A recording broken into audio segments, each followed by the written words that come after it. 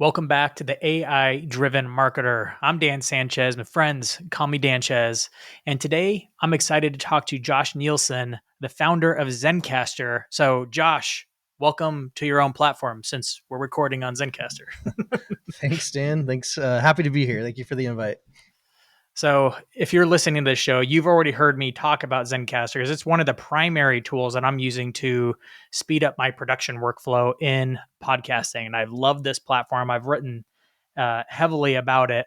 But I wanted to go back and get a little bit deeper with Josh on the backstory behind this platform is actually one I don't know. How you got started in AI, Josh, and then use cases for this platform. But to go back to the beginning, how did this start for you in creating Zencastr? So Zencastr was sort of born out of the ashes of a previous attempt at making a company. I was building, this is like 2013-ish. I was building a platform to help electronic musicians collaborate together online and like swap files back and forth.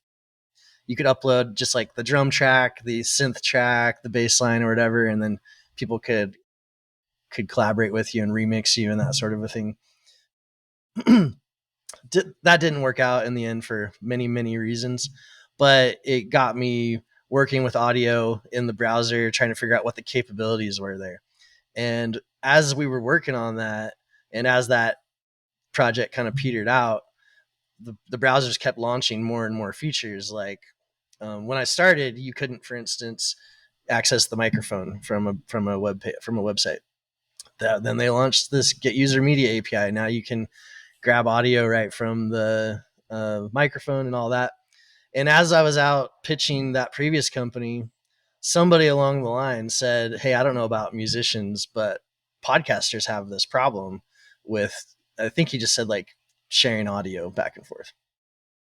And I was like, yeah, that's cool, but like, I'm really excited about this music thing. And, I'm a hobbyist musician. And that was like, felt like that was back in the cash in on your passion era. And I thought like, okay, you got to stick with, this. But I'd always listened to podcasts. I just never been involved on the creation side. So the idea stuck in my head. I parked on that for like 2 or 3 years and then found out I had a baby on the way. And I was like, okay, I need to like get serious about like building something with long-term value here. So I came back to that idea, interviewed some podcasters, found out sure enough, they were using Skype call recorders at the time. And Yep. What year was this? This would be like 2014-ish, 2015. Yeah. Yeah, I remember Skype call recording was the thing for podcasting. I think that was the only thing, unless you were going in person with like a task cam and 2 microphones. That was like those are the 2 options you had back then. People were doing that too. But what I found is like as you know, if you record a Skype call, it only records on one end. So you could sound great, or fine, but your guest is going to at best sound highly compressed, at worst drop out, robotic sounding. And when I was talking to people, they were like, Skype sucks, can't use that. So people were using Audacity. They were trying to train their guests to open Audacity and record, export an MP3, send it. And they're like, we just stopped having guests because it was too much of a hassle and the quality was poor. And I was like, well, that's a shame. And I was like, now we can do this with the browser, I think. Let me try. And so I started building a prototype. It really wasn't truly possible when I started to build it, but it became possible as I was building it. I just didn't realize that.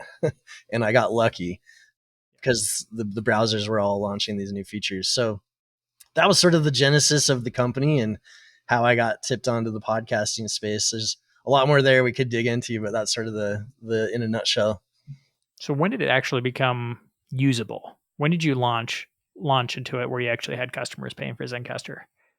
So I think I broke ground on the code in like 2014. And then in 2015, I thought it was going to take me like 6 weeks. It took me like 6 months to like launch a very like duct taped together, like open prototype of it. And I ran it as a free service for almost 2 years because, as I mentioned, this is very nascent technology. The browsers were like changing their APIs all the time. It wasn't very stable in that regard. And so I wanted to wait for that to mature up a little bit. I also had, I think, the same sort of fear of charging because, I was just excited that I built something that people were using. There was thousands of people using it while I was still in a free plan. I built lots of other things that nobody cared about. And so I was just stoked on that. I was contracting on the side. And so I was doing like, 4 to 6 hours a day consulting for other companies and then spend the rest of the time on Zencastr. Lived pretty lean. And so I had basically infinite runway, if you want to call it that, to like kind of figure it out. And then, on the side here, during this, I'd moved to Australia and then New Zealand. My wife's from there, had the baby there. Then we moved to Thailand. And that's where we launched. That's where I actually launched the paid plans almost 2 years into the project. And yeah, it was very strong product market fit. This is a problem everybody had. It was pretty easy to get new users. I would just go on Twitter, search for people that were complaining about Skype screwing up their podcast or like defending themselves against their audience because their audience was attacking them about the quality of the show. Yeah, even big shows were doing it. I remember Michael Hyatt, big podcast, was using Skype for his guests because that was the only way to do it at the time. Yep. In the early podcasting days. Podcasting had its second wave around 2015 through today, right? So it got big. I remember that's how Sweetfish really became big, or B2B Growth, when I was hosting that show. I mean, James started that around 2015, 2016, back when podcasting was really making its comeback. Yeah, and that was the other thing is when I started Zencastr, podcasting was not a hot market. Like it was this weird thing on the side of social media that just kind of wouldn't die and like had all these diehards that were in it. A lot of them coming from like radio and things like that. And then as you saw, like, and this was as I was building it, then like Serial and This American Life are the two that I really remember being those milestone shows where we're like, whoa, we're getting 1 million downloads an episode and we're making money with ads. And that turned a lot of heads. Suddenly Spotify and pretty much all the major players announced some sort of podcasting initiative around that time. And that's when A, we realized we kind of had a tiger by the tail, and B, we realized we probably needed to raise some money at some point because you've got billion and trillion dollar companies jumping into the mix. Yeah. Because I certainly remember, I think the first podcast I downloaded was in 2007, back when, you're holding those original iPods and they added it into the iPod just to bring more value to the iPod back then. Yeah. I was downloading like manager tools and was a podcast that's still around, like that taught me my 101 on how to be a good manager. Still a fantastic podcast that I feel like no one's ever heard of, but they're huge. One of the original OGs in the business world and podcast. And then there's this awesome podcast called Podrunner, and all he does is come up with really fast beats, timed beats per minute for running, so that you can run at 160 beats per minute. It really is cool, and it's fun. Interesting, and he does that as a podcast. Yeah, he's been doing it. I've been listening to it since at least 2007. I think he probably started only a few years before that because podcasting wasn't a thing until 2004. I think his first podcast launched. Wow. Yeah, that's interesting. I hadn't heard that one. That's something you'd think would be more like an app or something, but it's fun to see how creative people get with it. I think he tried an app, but people get in the groove, and then code is difficult to deal with, and there's upkeep on it. That would have been a great paid app for him, but he ends up just getting sponsors for it, and probably is a lifestyle business for him. I'm sure he's been coasting on that because he still uploads. So I'm still listening to new Podrunner tracks, and he's been doing it for almost 20 years now. That's awesome. We'll have to check it out. Great little beats that are different speeds that you can pick. Yeah. So podcasting's been around. You caught the second wave that podcasting came through when it was more than just a few people in churches, which was a big market for podcasts. They were still is, podcasts early on. Big use case there. But you caught the second wave and started writing it in. When did AI start getting on your radar to build into the platform? So that's something. So I started the company solo, but then I'm trying to think exactly when this happened. Eventually I brought on a co-founder a few years in, Adrian Lopez, awesome guy. He was a friend of mine from earlier startups that I'd worked at in LA. And he had gone to startup after startup and became part of the founding team of a company called Flipagram. And they got bought by ByteDance and turned into what became TikTok. And he stayed on for a little while after that transition, went to Beijing and all that, but then moved on. And when I brought him onto the team, I just needed help growing the team, managing the team. But also he had been at a company product that was user generated content. They became the fastest growing app in the App Store ever through product led growth. Then it got acquired, and he had already experienced what I saw as the next step in the road for Zencastr. So it made a lot of sense in that regard. But when he came onto the team, he was like, I was very product focused, like talk to the users, they tell you what you want, you build that into the product, rinse and repeat. But he is sort of a bigger thinker, I suppose, and he'd already because he'd been experienced in these companies already on knowing the value of like information and understanding the data, giving you the ability to like connect users with that talk about similar topics, or connect advertisers with users, and building a network out of the user base, basically. And to do that, we needed transcripts. You can't understand what's in a podcast easily unless you have it transcribed. It's very expensive to transcribe content back then, even now.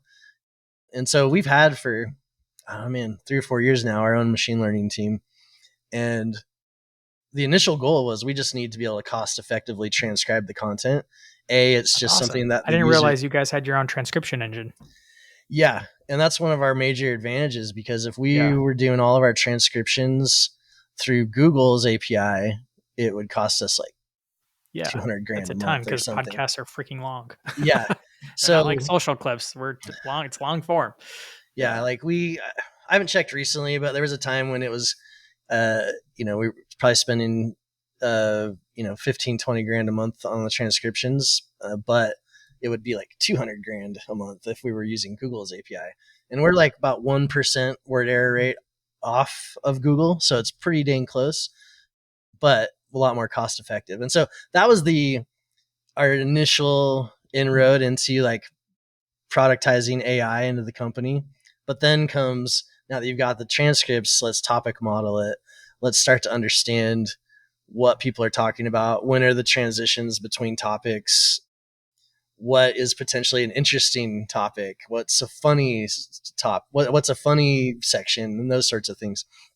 Because as you know, podcasters, especially when they're just getting started, they're trying to find their niche. They're trying to find what hits. And if you've got the transcript and you're serving the content and you get a sense of what's most interesting, and then you open that up to the users, you can then give them analytics back about when you talk about dogs on TikTok, that's what really hits, or digital marketing on LinkedIn, that's what's engaging there, on a granular basis. So it gets real broad. I mean, there's all sorts of fun stuff you can do with AI, but I don't know if it's boring. It's more, it's sort of the things that you would already, how do I put this?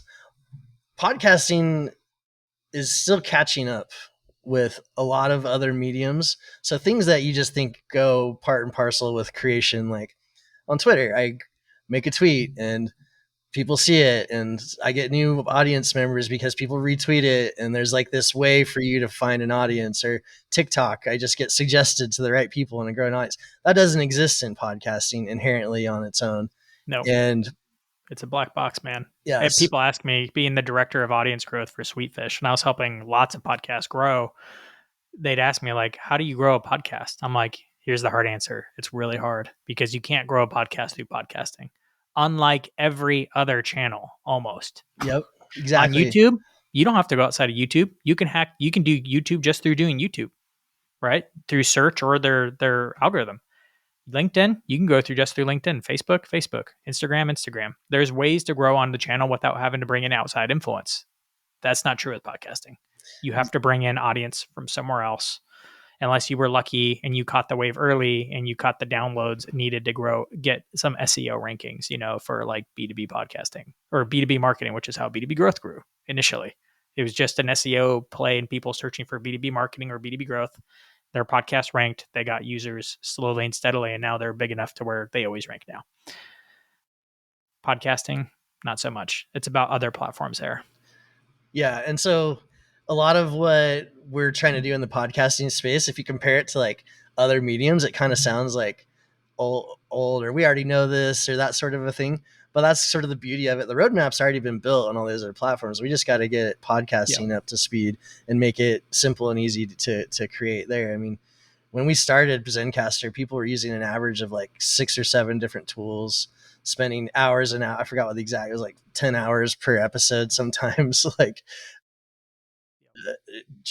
jumping between all these services, and there was no roadmap.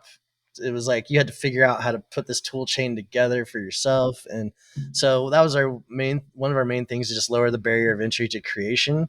But then once you do that, then you realize that's not the only problem. Like that's just the beginning. And then you've got to figure out how do they actually distribute the content?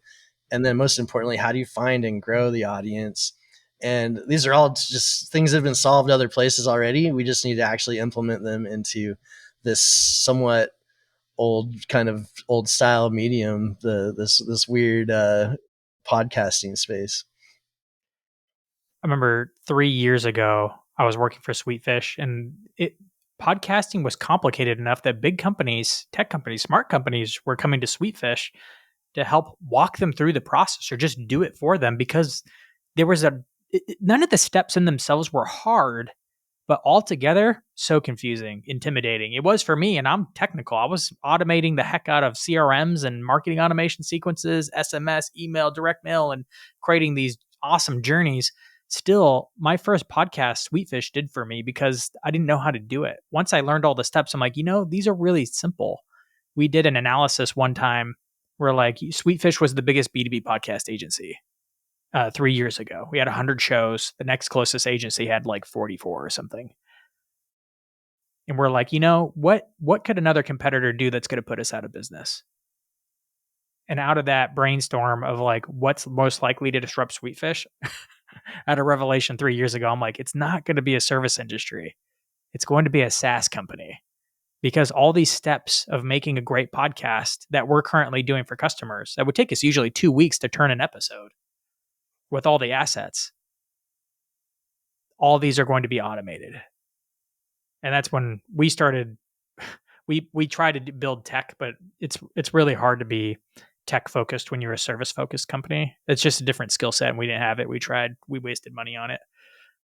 Now Sweetfish at that time, or now Sweetfish has decided to go up market and do stuff that can't be automated. It can't be done with AI, which is good for them. So that's a smart move. I've decided to just lean into tech. I'm like, I'm just going to learn how to do the tech and make the most of it. But when I met you, I discovered Zencastr a year and a half ago at it was a conference, podcast movement, year and a half ago. And I knew it was coming. I'm like, someone smart. It's almost here. Some vendor is going to figure out how to connect hosting, do just enough editing and publishing. Someone's going to bring it all together, because I could see publishing pushing back into editing. I could see the hosting platforms pushing into editing. I'm like, someone's going to pull it all together. And I was walking around the vendor space at Podcast Movement, and I was literally just asking them like, hey, can you do these 3 things? And they'd be like, well, almost. And then I got to the Zencastr booth. They're like, we just launched the all-in-one. I'm like, yes. Somebody finally did it, because it's such a pain to move from one platform to another. And I hate working through Descript, which would link some of these things together, but I hate Descript. So you guys were exciting. And then you hadn't even added the clips thing. The automated clips came a year later. Yeah. Which was awesome, because that's the main way to distribute a podcast, is to turn it into clips. And it was freaking hard. Even with AI tools today, it's hard. You upload it to video, and video does a great job of slicing and dicing it. Horrible. And then now you have like 5-10 clips you got to post to 4 or 5 different platforms. Oh, that's a social media nightmare. Now you got to go write copy for all of them and go to buffer. It's still way too many steps. Yeah, we that kind of the clipping tool. I mean, I think the writing was already on the wall in the market for that. Like that's become, I think, the more primary piece of content people are consuming as opposed to full length episodes. Yeah. But for us personally, as a company, we were like, hey, we need to get really good at our social media marketing. And so I was doing a lot of research on social media marketing, and because it's, it can be very cheap or free, a very cost effective way to market and grow. But, you start listening to these, you end up running into like Gary Vaynerchuk content or I've forgotten the other Alex guy. Hormozy. Yeah, Hormozy, the big stacked dude. And really there's a lot of fluff around things you can do, but really at the end of the day, their advice is you just need to pump out a ton of content on all the platforms all the time. Like Gary Vaynerchuk will say, it's really simple. You just need to post multiple times a day across 8 to 10 different platforms or something to that effect. And I was like, man, that sounds so simple but hard. And that was sort of the goal with the clipping tool is, can we make it so that you can actually execute on a strategy like that while only doing in an hour of your time once a week or something like that, or something very contained, maybe a couple hours. Like if you could record your podcast for 30 minutes, spend the other 30 minutes, setting up your clips, have the AI find the clips for you, have the AI write the summaries. Of course, you can edit them, and then connect that all to your social accounts and then auto schedule them out throughout the month. Then you've got something approximately close to what those guys are recommending you can do to grow your social media and your audience a lot faster. And yeah, so that's sort of was our internal motivation for building that out, as well as those external kind of market factors. It's working, man. You guys have made, in my opinion, the right bets on the right things, making it easier to record, do the minimal editing. Of course, you can download it and do more, which for some of my clients I do, and then publish it and then have it clipped. It's such a smooth system that I can't imagine going back now, because Sweetfish, man, it used to take 2 weeks to turn an episode, and rightly so. It was a freaking lot of steps.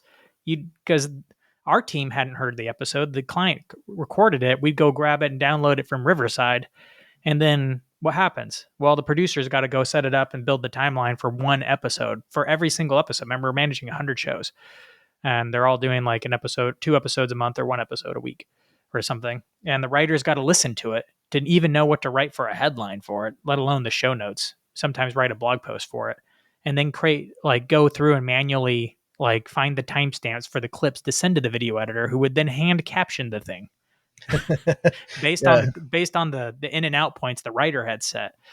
And then that writer would write the blog post, and then it would go to the audio engineer to clean up the audio part, have to go separately to a video person to clean up if they're doing YouTube.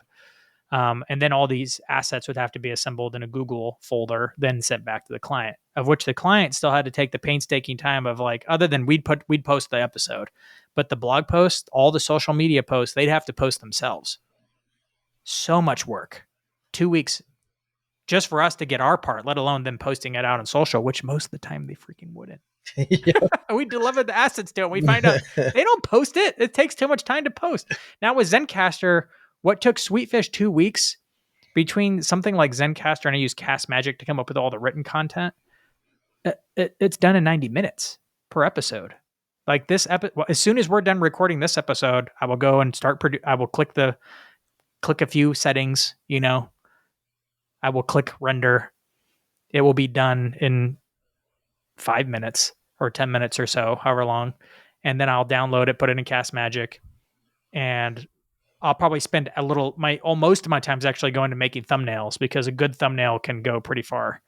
If you make a good podcast cover art, it makes for good YouTube thumbnails too. Yep. I discovered. So I spend extra time using AI tools to make that. But now the editing's kind of done for me automatically, unless I have a big edit to make through Zencastr, and then it just publishes. Cast Magic writes all the content for me, blog posts, show notes, title ideas. I mix and match a little bit, publish it. Bam, this thing's done and we're scheduled out. It'll be scheduled out weeks, but it'll be done within 90 minutes of when we're finished writing or recording this because of just the efficiency of the program plus the AI tools and doing the smart stuff they do. It's amazing. Man, I'm glad it's working so well for you. That's definitely what we're trying to empower. And because in a lot of, like you said, with your clients, in a lot of cases, the difference between making it that much easier, that much less time is the difference between doing it and just not doing it. It's not like a lot of people, it's not like they're just going to do it poorly for a really long time. If it's not working, they're going to stop, you know? And so if we want to really empower podcasters and quite frankly, now we're thinking in terms more of just content marketers. Yeah, it's a good way to look at it. You gotta just make it really quick and easy and respect their time. The less time you can make it take for them to do is gonna explode the amount of people that are able to create. I mean, if you look at, there's billions of podcast listeners now. There's like maybe 250 active 250,000 active podcasts out there. And so the ratio of creators to consumers is like way off compared to any other medium. Like I think Twitter and TikTok have like a 20 to 30% creators to whatever the rest ratio of consumers. Podcasting should be more like that, but it's just been too dang hard to figure out and to actually create. It's too hard to, even if you get that figured out, too hard to find an audience and get that validation you need to keep cranking it out. And then if you're like trying to make money, it's too hard to find advertisers. And, or even if you're trying to just run a funnel to your product, it's hard to get analytics to track that. And so it's just way behind where you would think, where a lot of other mediums are at the moment. And if we can really just make it super duper quick and easy, like think like as easy, obviously it'll take longer, but functionally as easy as like posting on Instagram, adding some filters and that sort of a thing. That's when I think we're really going to see a huge explosion in the number of actually truly active podcasts out there. Yeah. I don't think even amongst marketers, most marketers haven't figured out how good podcasting is. In B2B, they're still chasing webinars over there, which is ridiculous. Like they literally make it hard on themselves because they have to, like a webinar, you have to schedule out and then you have to promote it. But you don't even know what you're promoting because the content for it's usually not done, especially not finalized until the day before, maybe even the morning of, right? So you don't even know what you're promoting. And then people get to it and then you do it. Podcast the other way around. We schedule the thing. We come up with the content here just through a good conversation, of which I usually find that podcasts have way more valuable tidbits in them than webinars do usually. Right. Yeah. Like, and you can just kind of react into to a it. webinar, man. And then the promotion isn't up front. It's on the back end. It's just distribution at that point. It's just slicing and dicing the content. It's ungated and open for everyone to listen to, or gated, either way. Like it's still a more efficient model. Yeah. But content marketers are still waking up to that fact. I'm like, you need to be doing not one episode a month, not even one episode a week. I'd be doing multiple episodes a week using a tool like this to interview your content marketers. Like why not use a podcast? Like come up with a separate podcast for your products and then just do nothing but talk about it because your customers will be interested in it. It's a great way to distribute content information or product information. Way better. Go and interview your best customers, success stories, and they're all going to want the limelight. It's an easy way to get testimonials. It's good content, especially if you have actionable things of how they're doing it versus how others are doing it. I know that's when I'm a super fan of a platform like Zencastr, I want to know how other people are using it, which we'll talk about in a sec. You can use it to unpack missing pieces of your website. You're like, oh, we don't have a founder story. Oh, we don't have solution use cases for all the different types of verticals we sell to. Go and interview the people doing it, and then you will like ask the question strategically to fill in the page, because then you can go and get the content. Most marketing is really just interviewing to get the content and then running it through a marketing filter to present it. But at podcasting, you kill two birds with one stone because it's easier to get people to show up to it in a smooth interface like this. It's easier to push record, run through take the transcript, run it through AI, and pull out everything else you need from it. And that's the real key. Is like Zencastr produces a transcript that you can run AI chat GPT through to actually pull the content you need out of it.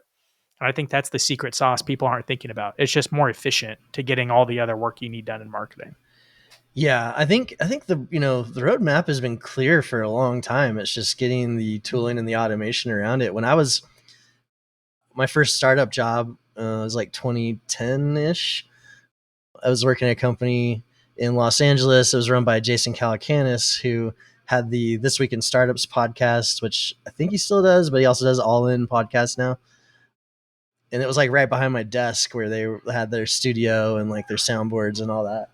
And he he just had a really great content marketing flow going. He would record in a live room on Ustream, so he had a live audience and you could hang out with the super fans there. They would record that and publish it as a podcast and as a YouTube post to YouTube as well. Then they would cut it up and clip it, create a bunch of social media content out of it, do like blog and stuff around it as well. And so that 1 hour or 40 minutes or whatever they spent recording turned into a ton of content that they could use on all different channels, live, YouTube, podcast, Twitter, whatever. And this was 14 years ago. But he had a team of I think he had 5 sales guys just on the sales team, and then producers and sound guys. And, I don't know exactly, but there's probably like 10 people involved in this project. And obviously not everybody has the money or the ability to like do that. And so very few people could actually execute on it. So that's been from the beginning, like, hey, if we could actually do what he was doing without those 10 people, that's really going to open this up for a lot of people. And so still tracking towards that goal. We don't have live yet. That would be really awesome. Something to become at some point. And, just all those different pieces. But the clipping is a real big part of realizing that dream of taking that long form content and turning it into a content marketing machine as opposed to just a podcast. Man, I'm drinking the Kool-Aid and I'm trying to do as many podcasts as I can. I'm like, how many more? I'm trying to figure out how to overcome my own barriers. I'm like, I'm doing about one solo episode a week, one guest-based interview a week. And I'm working with some potential people to be like co-hosts so I could start adding more, because I'm just like seeing the value in it. It's become so easy to post-produce. I'm like, well, okay, now that Zencastr has made it easier for me to get all the hard part out of the way, now I can really run. So how many episodes a week can I do in different formats that are still highly educational and without me repeating myself, so I'm not like revisiting the same thing over and over again, new information. One of them is a live thing, but so I'll have to probably do that with Restream, and then I'll have to download that and bring that back to Zencastr. But still, like, that's Zencastr still becomes the distribution for it. And then maybe the clip. I don't know. Sometimes the clip tool gets interesting when you bring in outside videos. What are you finding is like the new bottleneck? Is it finding enough great guests, or where are you hung up now that you've gotten past some of the barriers? Let's see. Yeah. For me, getting the right kinds it's specific to me, but getting the right kinds of guests is tricky. And I guess that's still the bottleneck even for the other show where I'm producing more than I'm hosting. There are some things, just little things for Zencastr where it's like I can't add an intro outro video. Otherwise, in most cases, like that's for some shows, like they have to have that. They want that. Creating images for the episode thumbnail, I have to do and make twice to push to YouTube. Right now, I'm using Zapier to push to YouTube automatically. The funny thing about Zapier is it won't take the image thumbnail and make that the thumbnail, or even try to crop it into the horizontal. It doesn't even try. So I always have to come up with that afterwards. I have to set a reminder to go, and once it's uploaded on that day, I have to come in and set the thumbnail for it. There's really not a lot in the way anymore. So it's really my own imagination and ability to actually come up with something to talk about, which for guests, it's easy. I just have to come up with questions. Yeah. I even developed a GPT called My Showrunner that does almost all my pre-production now. I didn't for this episode, but like for most episodes where I have a guest, the custom GPT actually walks through the step of doing research on the guest, coming up with angles, coming up with titles, outlining the whole show. And then once it's done, I could just plug the transcript that Zencastr puts into it. And it'll actually start writing the show notes based on the title and the angle and the guest expertise. It like takes all that into account. So I've automated quite a bit of this podcast production, and now it's really bringing in other voices. Otherwise, I just can't. With all the other client work that I do, I can't come up with enough content every week to keep it going. So by bringing in some other voices to collaborate with, it should help. Yeah, interesting. Yeah, we've also experimented with using this idea of like a virtual producer for the show, and it's like, you know, I was working with a startup coach a while back, and there's diminishing returns on this over time, because partially because ChatGPT isn't like sucking in fresh information all the time. But yeah, you can say like, I am a startup coach focusing on seed stage startups. What are the top 20 questions I can answer that's going to provide value to that audience that I can post on social media or something like that? And it'll pop up all these questions. Some of them are, you know, some of them are better than others, but I've definitely found it valuable in conjunction with what I've already kind of got going on in my head to just find good, thoughtful questions that you can interview people with. And, you know, we've even toyed with the idea of, you know, with Zencastr onboarding, one of the barriers is you kind of need to use it with someone else.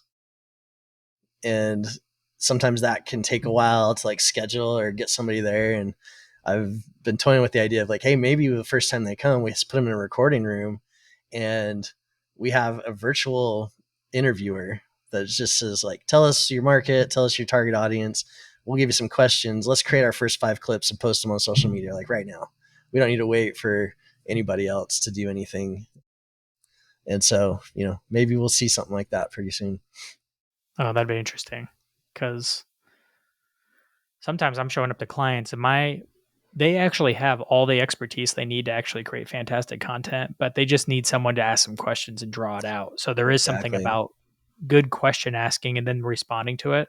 It'll be interesting to see if AI can do it, and if it can do it in such a way that the response it captures afterwards is good for camera versus a human host doing it, right?